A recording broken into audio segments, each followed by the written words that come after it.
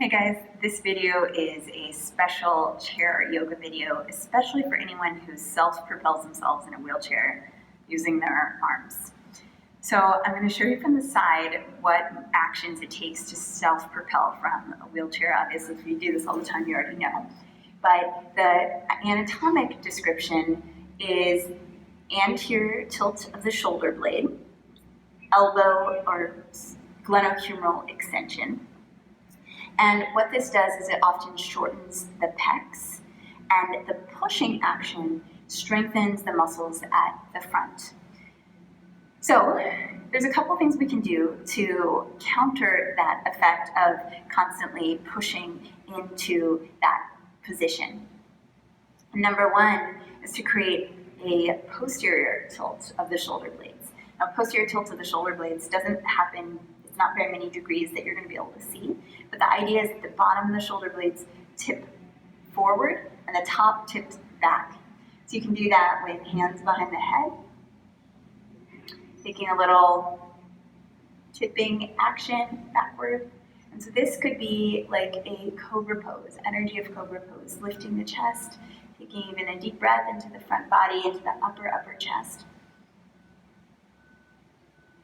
And then you can keep that lift, start to roll your shoulder blades up, back, squeeze those little guys backwards, and then with your fingers, kind of maybe your pinky fingers pointed forward, chop the air forward. And that will start to glide the shoulder blade into that posterior tilt position. So let's do that together. Up, back, down, chop. It's like a really weird waiter tray if you were trying to spill all the food. Up, back, down, chop. Up, back, down, chop. And you can find an angle that feels really good to you. Maybe your arms are a little further out to the sides, maybe the arms are a little further forward, or maybe the arms are more externally rotated so the palms almost flip to the sides. You can experiment with what feels really nice in your own body. Generally, rolling the shoulders is also a really nice thing. Up, back, and down, but you can also go up, forward, and down.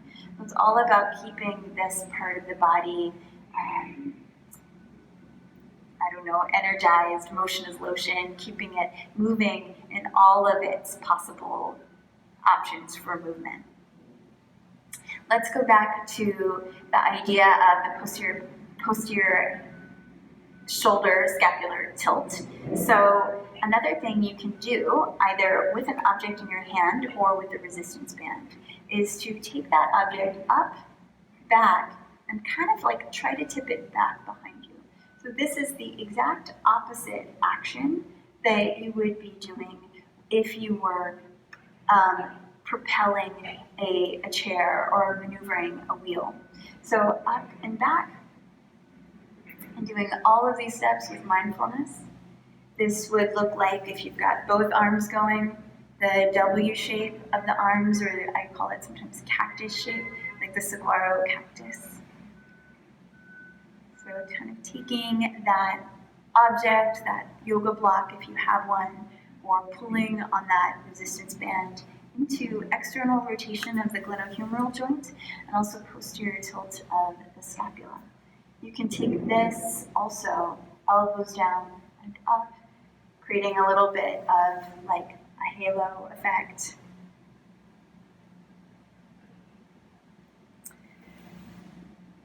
So when you've got a lot of pushing that happens in your everyday life, pulling is really, really important. And pulling is not so easy to do when you don't have any external objects. But you can always kind of do some imaginary pulls, just squeezing your shoulder blades back, holding it in an isometric squeeze, trying to create more space across the front, and then relax. And then imaginary squeeze, of course, if you've got some cables or some resistance bands, doing that as well, really, really important. And we'll do 3 more of these together.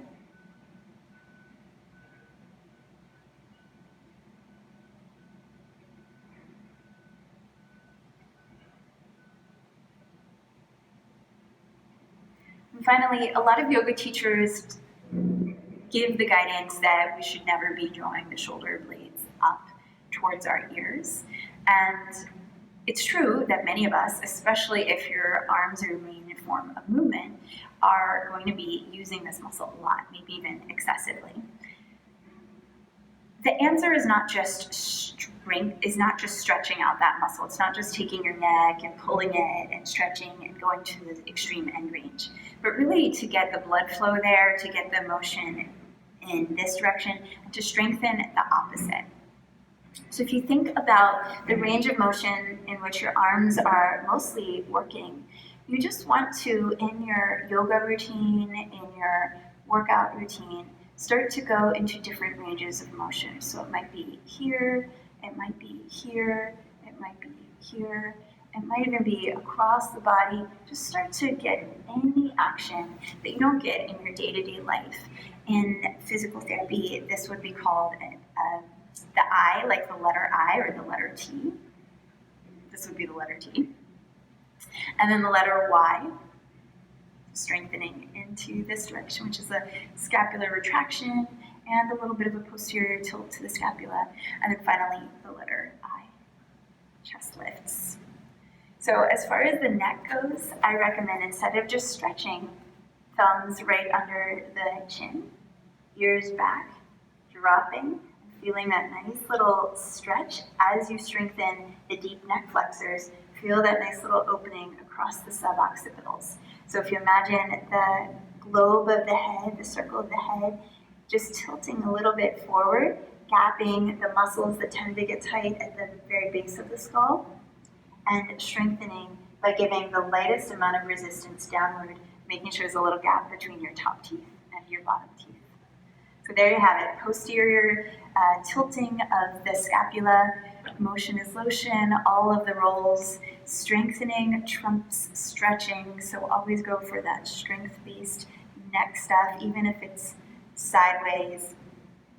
Finding the angles that feel that are not the same ones that you're doing every day. You don't necessarily need to be doing rows, just pure rows, and you don't necessarily need to be doing pure pushes or pure biceps curls, although there's nothing wrong with any of those actions. But just getting the motion in your body as diverse as it can be, and you're going to be on a really good set. Thanks so much for watching. You can go to yogaanatomyacademy.com for more.